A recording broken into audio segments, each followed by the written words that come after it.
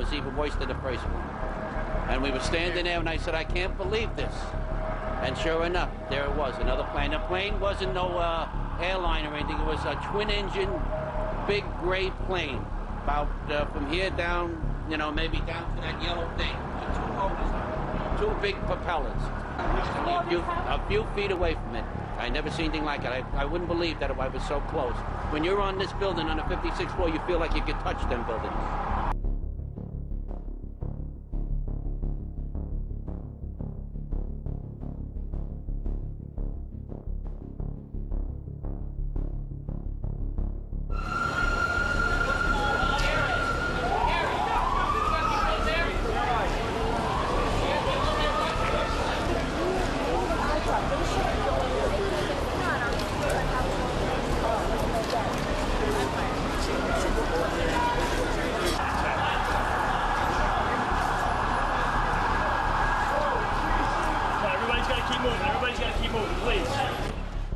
All of the three facts in this video, individually, prove that 9/11 was a state-planned and executed false flag attack.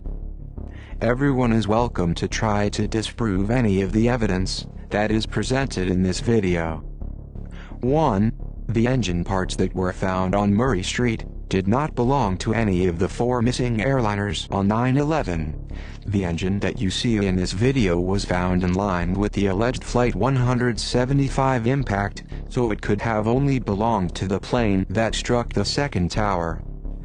On United Airlines website, we can see what specific engine model they used on Flight 175, and it was a JT9D7R4D engine that United Airlines used on all their Boeing 767-222 models, while the engine that was found on Murray Street was a 747 engine, a JT9D7 series.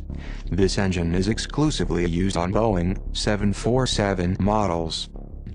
This is the cooling duct of Flight 175. This is the cooling duct of the engine that was found in line with the alleged 175 impact. Keep in mind that American Airlines Flight 11 was also a 767, so the engine that flew out from the towers did not belong to any of the missing airliners. What this proves is that the second plane that the government said was Flight 175 was in fact not Flight 175. They did not expect that the engine from any of the attack drones would leave the towers, since the demolitions would make the engines disappear. No evidence of the other engines were found.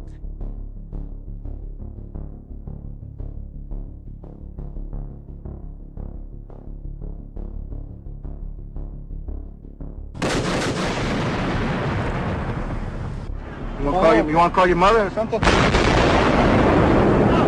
be right now. You gotta get back.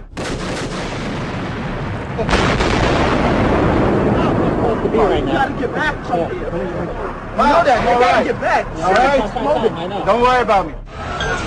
Bomb in the building, start clearing out.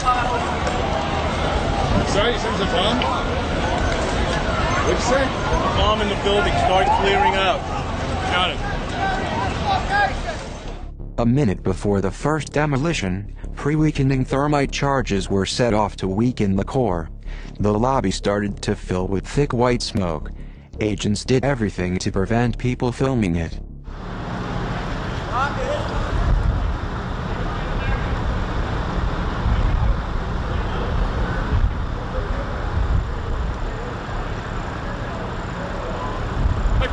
Gotta go out. Grab your guy and get him out. Don't tell me this. I don't care.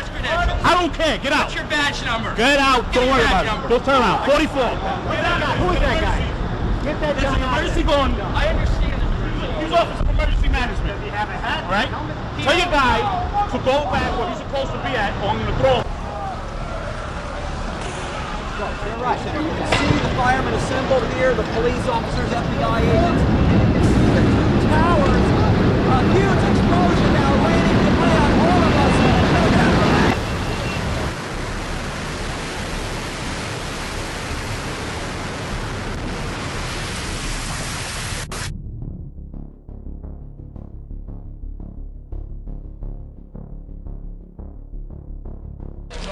As we were getting our gear on and making our way to the stairway, there was a heavy-duty explosion. The whole building just collapsed on us inside the lobby. Was that a secondary explosion? Yes, it was. That was the planet probably? Yeah, definitely secondary explosion. I heard a second explosion and another rumble. An hour later than that, we had that big explosion from much, much lower. It just went ba-boom, it was like a bomb went off. And another explosion came right from it, just everyone flying. There were numerous secondary explosions taking place in that building. There were continuous explosions. All of a sudden, you just heard the loudest sound I've ever heard in my life. And got about 10 steps when I got blown across the lobby. And that's when I lost my tools, my Halligan and my axe. We presume because of the initial explosion there may have been secondary explosions as well that were detonated in the building by these terrorists. Robert Harper. Jimmy, don't get too close, Jimmy. They're still blowing up. This has happened due to explosive material hitting this column and making that bulge. Holy shit.